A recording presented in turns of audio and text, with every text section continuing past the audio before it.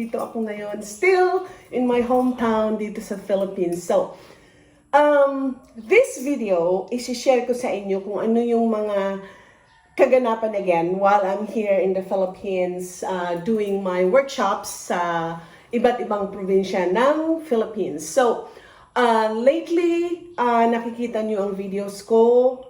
Maybe some of the events that I did in Southern Luzon, and I went to Bicol region as well.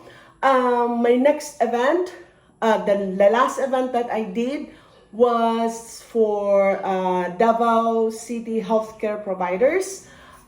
We discussed about financial health management, literacy, and retirement planning. It was a very successful event na isi-share ko sa inyo. Maraming mga healthcare providers na they gain lots of knowledge kung paano nila iplano yung retirement nila kahit may work na sila, or in your own situation. Let's say you're a working mom or you're a stay-home mom and you're doing online job. There are many ways on how you can plan for your retirement kahit nasa bahay ka, even if you're working. So, watch out for the books that I'm gonna be publishing this year. We're working on all the books that I have created since pandemic.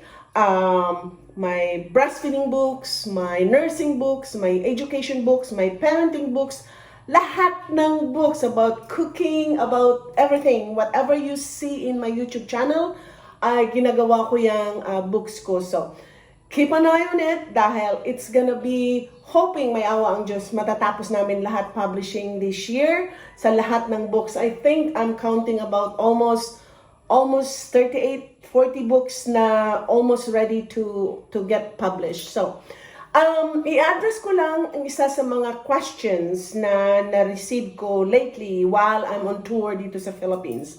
There were some moms na nag-message sa akin privately regarding breastfeeding na nahihirapan kayong mag-transition from the breast into the bottle. At may mga nanay na nahihirapan pa rin mag-transition from the bottle into the breast. I've been telling this na you can always re-watch my YouTube channel videos about transitioning, okay?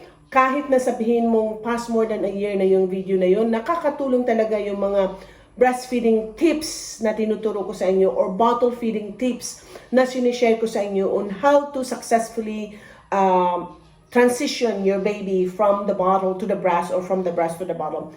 Hindi, as I've said many times ago, hindi po magic to transition your baby. Lalo na ang baby ay talagang so attached to your breast or so attached to the bottle. It's gonna take a while, kaya dahan-dahan lang, hinay-hinay lang po talaga. Huwag kayong mawalan ng pasensya, huwag kayong mawalan ng patience when it comes to transitioning. Dahil pag nag-give up kayo at nagsa-struggle yung baby nyo just to get to learn the new tips, parang nawalan na rin ng pag-asa yung baby nyo. So, don't give up on your baby, okay? Because you need to make sure na you're there to comfort your baby, especially pag si baby nagtuto-tantrums na dahil frustrated na. Hindi biro ang pinagdadaanan ng baby. Hindi lang ikaw nanay, kundi yung pinagdadaanan ng baby mo pag sa transition mo. Dahil imaginein mo yung adaptation nila, readjustment nila when it comes to transition. Hindi biro for them, especially sa mga babies na maliliit pa, sa mga babies na pinanganak na preterm, sa mga babies na talagang hinay-hinay, mahina yung growth and development nila to learn new skills, to learn new strategy on how to feed them. So, kailangan more than 100% ang pasensya natin dahil talagang mahirap sana yung, hinahanap ko yung, okay, hinahanap ko yung remote ko. Mahirap na hindi nyo i-guide yung baby nyo. Kahit alam nyo na gustong-gusto nyo na talagang mag-transition, pero si baby ayaw pa rin. So, have more than 100% patience when it comes to transition. You can rewatch my videos, I really admire pag nagme-message kayo sa akin privately kung ayaw nyo i-post yung mga message nyo. Dahil doon ko kayo nag-guidean, and I'm hoping na doon sa mga nag-message sa akin, nag-guide ko kayo through your journey na finally, hindi na ako nakakarinig ng mga message ulit. So, I'm guessing na you've been successful for months or weeks that you've been doing this. So, again, there was a message na receive ko about pusod ng baby. May problema sa pusod ng baby. Now, may mga nanay nagtatanong anong gamot, anong gagawin. So, I'm just gonna show you, okay? I'm not selling this product. In Canada, may tinatawag kaming, babasahin ko lang sa salamin ko, antibiotic cream. Original antibiotic cream. Itong antibiotic cream na ito, hindi ko na ipakita yung brand, okay? Kasi hindi ko naman pinapromote yung brand. Itong antibiotic cream na ito yung parang all-purpose cream na ginagamit namin sa Canada. Either may kunti kang sugat, o may kunti kang cuts, o something na cut mo na nagiging infected. Ito yung all-purpose antibiotic cream na ginagamit namin. Sa mga baby sa Canada na nagiging irritated yung pusod nila, na namumula, o kaya may mga pus doon na lumalabas. Normal yun, sa kalimitan talaga. Sa mga babies, may mga mild infection talaga doon sa site ng doon sa site ng pusod ng baby. Minsan, makita mo na maga ng konti, nagre-red, makikita mo may konting nana, doon sa makain. So, ito yung parang all-purpose cream na ginagamit namin sa Canada. May ganito din sa Pilipinas na antibiotic cream na ginagamit sa mga sugat-sugat o kaya mga infected little wound.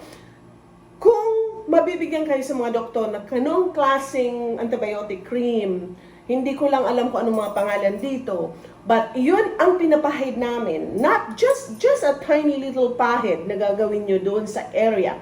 But before you do pahid doon sa pusod na yon na you think na nagiging infected, make sure i-clean nyo muna ng water. Do not use any rubbing alcohol, any liquid. Water lang po. Walang sabon, just water. Yun ang ginagamit namin sa Canada. Now, doon sa paglinis nyo again, if you watch my video about how to clean the pusod, watch it again. Yun ang sundin nyo.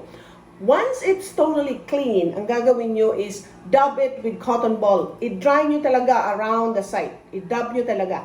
Dry it really good bago nyo lagyan ng cream na yon. Kasi pag moist pa yon, pag hindi masyadong dry yon, tapos lalagyan nyo kaagad nitong cream na binigay ng doktor nyo, hindi na-absorb yung cream doon sa wound, doon sa puso na nilalagyan nyo ng cream. Okay? Kasi may barrier doon na moisture. Kaya dry it really good. Alisin nyo kung may kunti mang basa-basa doon, alisin nyo yun. When it's totally dry, tsaka nyo ipahid ng konting-konti using a Q-tips o yung pang sa tainga. Yun ang gagawin nyo to put a little tiny bit. Air dry it, do not cover it. Alam kong dito sa Pilipinas, uso talaga yung big kiss. I don't know kung bakit ginagamit pa yun. Wala po yun sa research na it can help, blah, blah, blah.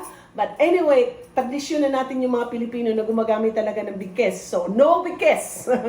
Para gumaling kaagad ang pusod. Ganun ang ginagawa namin sa ibang bansa. Hindi namin binabalot o kaya nilalagyan ng polvo or whatever you put doon sa pusod dito sa Pilipinas. I don't know kung bakit yan ang ginagawa ng ibang mga healthcare providers dito. Hindi po yan namin ginagawa sa ibang bansa. And it's proven effective na pag air dry mo yung pusod, pag hayaan mo yun na tubig lang ang ililinis mo, mabilis gumaling ang pusod ng mga babies nyo. So don't panic, pusod, infection, kalimitan talaga nangyayari yan. Nakikita ko yan sa mga pasyente ko when I do home visits. Nangyayari ang mga infected pusod, siguro mga 5 days, 1 week or 2 weeks after you gave birth, lalo na pag natanggal na yung pinaka dulo ng pusod at pinakabuntot ng pusod, natanggal na yun, makikita nyo talaga na parang medyo basa-basa pa doon sa loob. Just use a cotton ball, idadab nyo lang yun, don't panic, okay? Kasi nasa ibabaw lang yun, hindi yun masakit, okay? Masakit yun pag laging nadadali sa diaper, kaya ang ginagawa ko, ipo-fold ko yung diaper, in-expose ko talaga yung pusod. So, no balot ng pusod. Yun ang kamalian natin dito sa Pilipinas, okay? Another thing na i-address ko na may nagtanong sa akin is about, parang may nagtanong sa akin, cleaning the pump. Yung cleaning the pump na ginagawa nyo, either cordless, o kaya yung parang automatic lang na parang haka style na pump nyo, anything doon sa cord, pinaka-cord ng breast pump nyo, pag na-touch yun sa body mo, anytime na mag-breast pump ka, pag na-touch yun sa body mo or any surface, doon sa table or whatever, just wash it with water and soap. Huwag niyong i-sterilize yun. Kasi pag once na-sterilize yun yung tube na yun, minsan nagkakaroon ng bubbles or condense doon sa loob ng tube. Ang gagawin, minsan napaplug. So, gagawin nyo, i-melt mo yun. Ibig sabihin, melt, isushow ko lang dito sa cord na to. Gaganunin lang ninyo. Gaganyanin lang. Okay? Ganon. Ang paglinis noon para mawala yung bubbles inside or condensation inside. Sa paghuhugas ng breast pump, lahat na parts talaga na na-touch sa breast mo, i-sterilize talaga natin. Ang iba, minsan they do it twice a day, minsan ginagawa once a day. Talagang i-sterilize nyo yun. When it comes to storing your milk, may nagtanong din sa akin, paano pag ang milk ay hindi naubos in room temperature. So let's say, nag-defrost ka ng 4 ounces, let's say 120 cc. 60 lang yung na-take ni baby. Defrost na yon, right? May natira pang 60 cc. Pwede mo yung ilagay sa ref. As long as hindi siya lumampas ng 4 hours doon sa room temperature. Let's say nilagay mo lang sa room temperature mo yun ng 2 hours. Room temperature. Hindi naubos ni baby. So, ang gagawin mo is put back into the fridge. So, may 2 hours limit ka pa. Sa next feeding mo, iyon ang ibigay mo kay baby. That's one of the best ways on how you preserve your your milk, either from the fridge or from room temperature. Yun lang ang masasagot ko muna doon sa mga follow-up questions nyo dahil I'm still on the tour dito sa Philippines.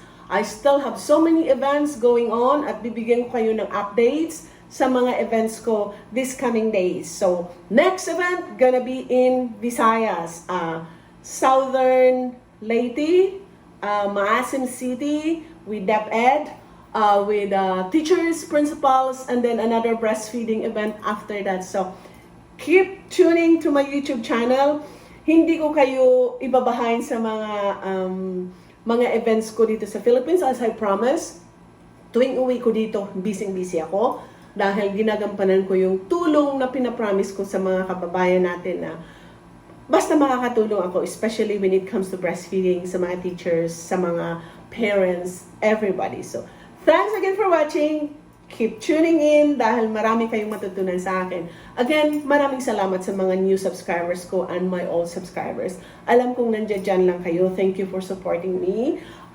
Keep an eye on all the books that's gonna be ready to be published this year dahil hopefully hindi na tayo magiging stress again dito sa COVID na to. So, bye for now. More videos to come and I'm gonna make sure na satisfied kayo sa mga events ko. Bye for now.